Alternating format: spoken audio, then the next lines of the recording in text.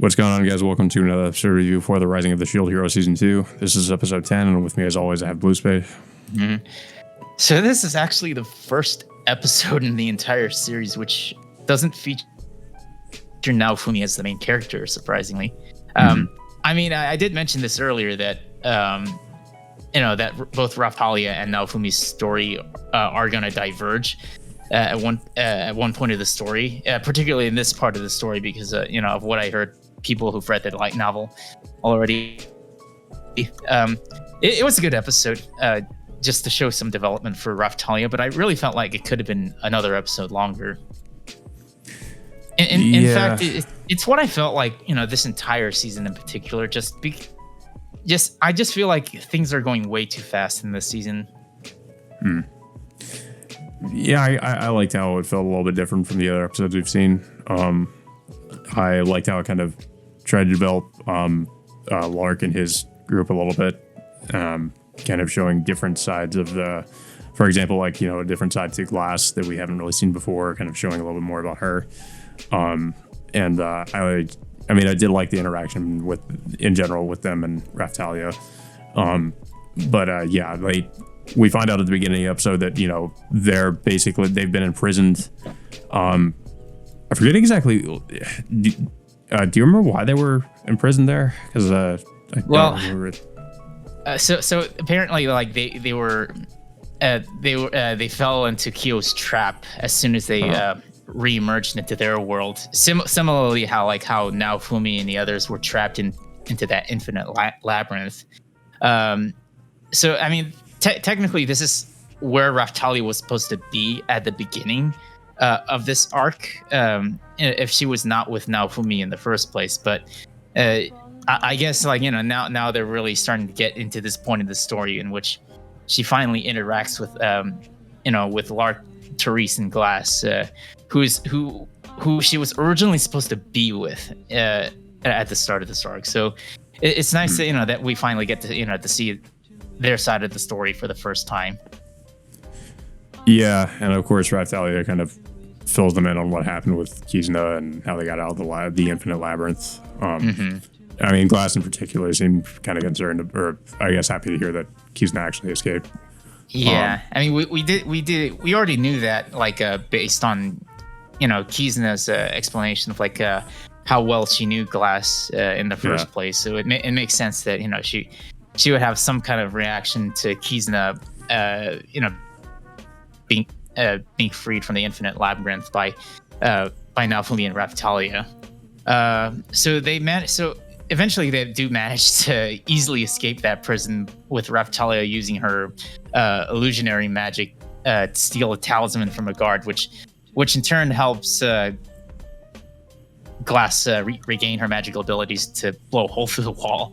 And so eventually they make their way through town, finding a way to level up, mainly level up Raphtalia's abilities. So we do see progressively she looks a little bit taller and older the more she levels up, like she did back in her original world. And then of course they eventually stumble across some kind of ceremony in which a new katana vassal weapon hero will be chosen. Essentially, this is pretty much the sword in the stone, because I guess somebody has to somebody will be chosen by the katana if they can pull it out. And of course this is where we see the was it the katana hero again? He's not the katana hero. I think his name is Kazuki, of course. Yeah. He was the same guy who was working with Kyo a couple episodes ago. So apparently he was about to claim the katana, but it ends up suddenly vanishing and then just reappears in Raphtalia's hands. I was kind of surprised at how that played out, because I thought Raphtalia was actually going to go up and physically try to pull it out, but instead it just kind of goes to her. Yeah, I mean, it just appears on her hands, so without any explanation, and then shortly afterwards, she splits from Glass and Lark's group with little explanation, even though they were going to help her escape, but she decides to make a break for it on her own. And then shortly afterwards, the effects of the katana weapon ends up aging her body back to her original state from before. So she does regain her her older body again, but she has trouble walking around just due to the small size of the outfit that she's wearing. Yeah. Yeah. So like she's basically trying to get away from like they're all trying to chase her down because they're I guess thinking she's not worthy of a katana and she like stole it. And eventually she comes to like a shrine, and the woman there like actually helps to like hide her and get her new clothes, because apparently she like her family's always been like I guess friendly to the katana hero, which I think. So apparently this shrine maiden serves a clan who serves the katana hero, and then and of course Raptalia of course gets a new shrine maiden outfit, which is I guess she's told that it's part of the hero's traditional garb for the katana hero. So this eventually she eventually regains her confidence shortly afterwards, and then soon afterwards she faces down Kazuki outside, in which she eventually displays her abilities immediately with the abilities of the katana vassal weapon that she already wields now. Yeah, I mean she pretty much she tries to hold back against them, like she just doesn't really and she also seems to know I guess she immediately knows all the different attacks that she can do with it. I'm not really sure how that works. I guess when she has it, she just knows instinctive or well, I mean, it works just like an RPG. So she must have gotten some information on what abilities she has as soon as she received it. Yeah, but in RPGs, you learn skills over time. You don't just know everything at the beginning. But she seemed to know quite a few different attacks already. Yeah, I mean, on several points, she slices Kazuki twice, and she easily dispatches these tiger beast looking things. She cuts two of them in half in one strike, and then at the end of the battle, she slices Kazuki's stomach, in which she tells him that if you end up moving, then you'll end up dying. So that's, but of course, this eventually drains her energy, and then she's cornered by I think one more tiger beast, in which she's apparently about to be killed by this thing. But fortunately, she's rescued by Naofumi, Philo, and Rishia. Naofumi, Philo, Rishia, and Kizuna, to destroy that last tiger. And of course, pretty much the entire group has finally reunited up to this point. We should also mention that her slave crest disappears as well. Yeah. And Naofumi notices this, and he said, well, now that your slave crest is gone, that you're free to go if you're free to basically be on your own if you want. But of course, Raptalia chooses to willingly go back and join Naofumi again. Yeah, I mean, this also goes into Raptalia's development of initially she views her, she tells Naofumi that she will always be his sword, but she in this episode she feels like she wants to be more than that. So I mean, obviously we've known throughout the entirety of the series that she's had feelings for Naofumi. Yeah, there is one point in this episode where she says I guess she says instead of being his sword, she wants to be by his side, which I guess more or less are saying yeah, she wants to be romantically involved with him and not just his bodyguard or something like that.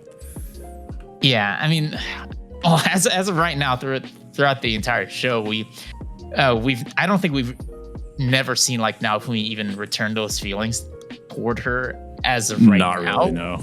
No, I don't think he sees her that way, but I don't know. I guess that maybe eventually changes throughout the story. I'm not really sure, but as it is right now, yeah, he he really doesn't seem to reciprocate those feelings at all.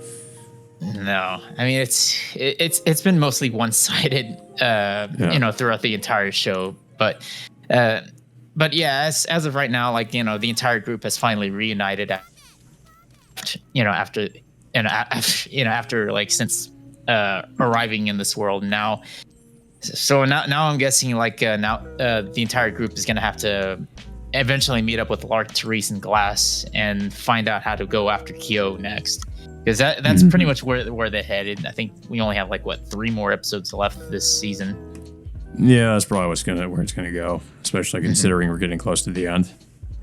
Yeah, I mean, it's which is kind of, I don't know. It's kind of disappointing because, like I said, it's really because like this is only like this entire season's just like one court ish, and it's led to a lot of like plot points being rushed or completely taken out entirely or just rearranged at several points, which kind of disappointed me when I first heard about this. I mean, I really felt like a lot more could have been told had this been like a 2-core season. Yeah, personally, I feel like I don't really care for this season as much as season 1. It's not bad, but it's not.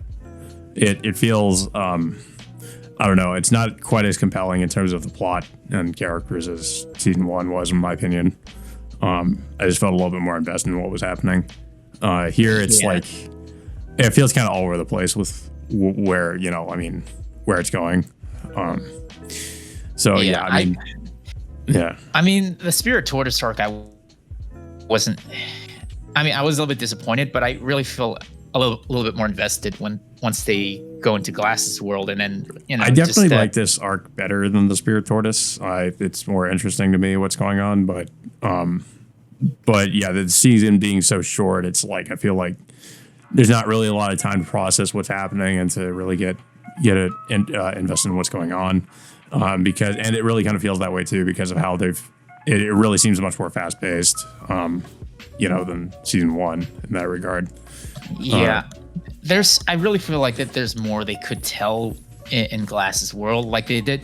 I mean, we spent a lot of time, in the original world from the first season, but I really felt like more could be done for this world in particular, because it's a lot more distinctly unique to Naofumi because he's from Japan, and a lot of the stuff like in that world is Japanese inspired.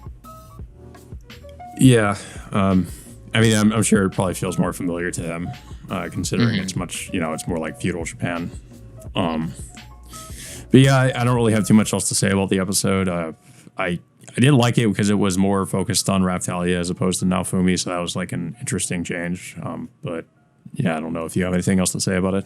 Yeah, I really felt like this could have been at least 2 episodes if they could have done that. But with the amount of time they have left, I don't think it's even possible anymore. I mean, had this been at least a 2-core season, maybe it's possible. But I don't know. I mean, we'll have to see like how the season's gonna end off, and whether or not. I just feel like there's not much time for them to do much else, except for them kind of preparing for like the final battle with Kyo or whatever they're about to do. I mean, I think that's probably what's going to happen was these next 3 episodes. They just don't really have a lot of time to go much more into character development or anything like that. Yeah, I mean, we'll have to find out like if they're going to explore this even further once whenever season 3 is going to end up showing up, but. We'll have to see. I mean, we only got like 3 more episodes left, and then see where it goes from there. Yeah, but yeah. So that all being said, guys, until next time, we will see you all later.